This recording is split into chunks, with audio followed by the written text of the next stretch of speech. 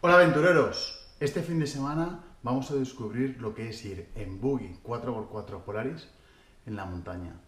Encima hoy nos hace un día de lluvia, con lo cual entre hoy, que va a ser una nocturna, y mañana una ruta de unos 200 kilómetros, nos vamos a poner de barra hasta las orejas. Os voy a enseñar la equipación que debemos de llevar en el buggy.